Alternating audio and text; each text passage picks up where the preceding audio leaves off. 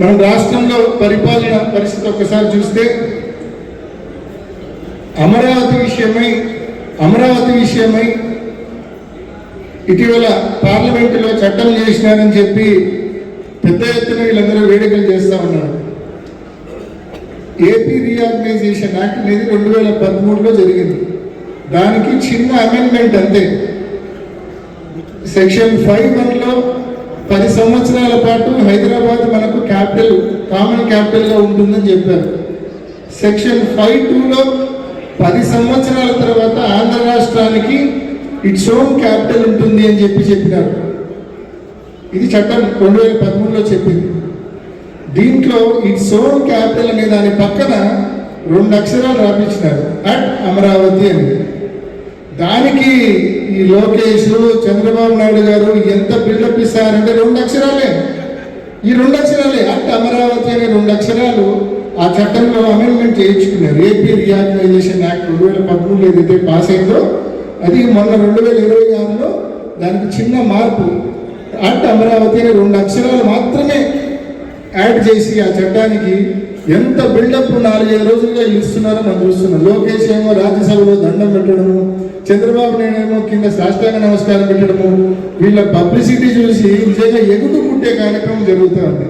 ఎందుకంటున్నా అంటే కేవలము అట్ అమరావతి అనే 2 అక్షరాల కోసం మీరు ఇంత బిల్డప్ ఇస్తున్నారే, అదే ఏపీ రీఆర్గనైజేషన్ యాక్ట్లో అదే చట్టంలో 2013లో పాస్ అయిన చట్టంలో మరి ఎన్నో అంశాలు ఉన్నాయి. కడపలో ఉక్కు పరిశ్రమ పెట్టాలన్న అంశం ఉంది. అది అడిగినారా? లేదు. సెక్షన్ 94లో బ్యాక్వర్డ్ డిస్ట్రిక్ట్స్, రాష్ట్రంలో ఉన్న ఉత్తరాంధ్ర, రాయలసీమ జిల్లాలు బ్యాక్వర్డ్ డిస్ట్రిక్ట్స్ అభివృద్ధి చేయాలి అని ఉంది. అది అడిగినారా? లేదు. అదే పార్లమెంట్లో అప్పటి ప్రధానమంత్రి ప్రత్యేక హోదా ఆంధ్ర రాష్ట్రానికి 10 ఏళ్ల పాటు ఇస్తామన్నారు. అది అడిగినారా? లేదు.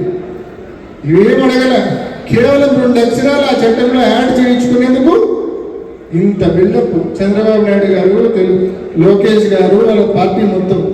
అంటే నిజంగా ప్రజలకు ఏం మురిగింది అంటే ఏమీ లేదు, శూన్యం. ఒకటే చెప్తా ఉన్నా, అమరావతి అనేది ఒక మారుమూల ప్రదేశం. ఆ మారుమూల ప్రదేశంలో ఆ 4 గ్రామాల పరిధిలో వీళ్ళు దాదాపు 2 లక్షల ఎకరాల భూమి సేకరించాలని ఆలోచన చేస్తూ ఉన్నారు. 2 లక్ష ఎకరాల భూమి సేకరించాలని చూస్తున్నారు. ఇప్పటికే 50,000 ఎకరాల భూమి సేకరించినారు ల్యాండ్ పూలింగ్ ద్వారా. 1,00,000 ఎకరాలు డెవలప్ చేయాలంటే 2 లక్షల కోట్ల రూపాయలు ఖర్చు అవుతుంది.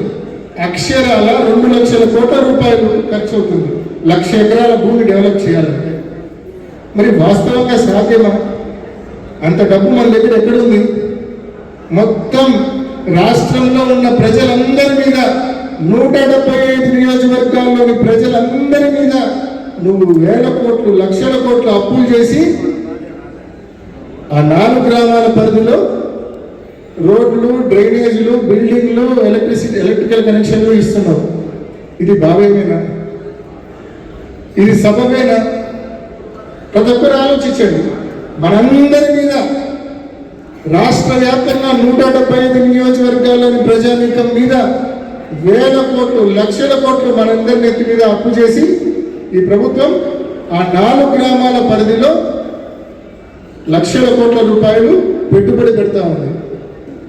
ఏం సాధిస్తాం దాంతో? జగన్మోహన్ రెడ్డి గారు మొన్న ఒక ప్రతిపాదన చెప్పారు. మచిలీపట్నము ఆల్రెడీ అక్కడ ఒక సీపోర్ట్ ఉంది, నిర్మాణంలో ఉంది, పూర్తి కావచ్చు. అదేవిధంగా గన్నవరంలో ఒక పెద్ద ఇంటర్నేషనల్ ఎయిర్పోర్ట్ ఉంది, ఇప్పుడు ఇంకా అభివృద్ధి చెందుతూ ఉంది. విజయవాడ, గుంటూరు నగరాలు పూర్తిగా హైవేతో కనెక్ట్ అయినవి ఇవన్నీ కూడా.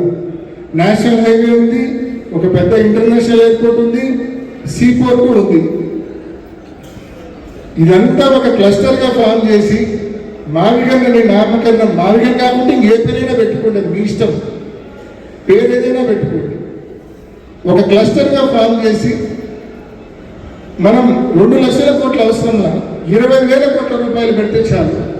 మొత్తం కావాల్సిన ఇన్ఫ్రాస్ట్రక్చర్ అంతా మనం క్రియేట్ చేయొచ్చు. 10% ఖర్చుతో మనం ఇన్ఫ్రాస్ట్రక్చర్ క్రియేట్ చేయొచ్చు. ఒక పెద్ద క్యాపిటల్గా మనం ప్రొజెక్ట్ చేసుకోవచ్చు. బయట నుంచి భారీగా పెట్టుబడులు కూడా ప్రైవేట్ నుంచి మనం తీసుకొని రావచ్చు. అని జగన్మోహన్ రెడ్డి గారు ఆలోచన చెప్తే హేళన చేస్తారు. వాళ్ళ దగ్గర ఉన్న ఎల్లో మీడియాని అడ్డం పెట్టుకొని, వాళ్ళ సోషల్ మీడియా పెయిడ్ మీడియాని అడ్డం పెట్టుకొని హేళన చేస్తారు. కానీ ప్రజలు ఆలోచన చేయడం మొదలు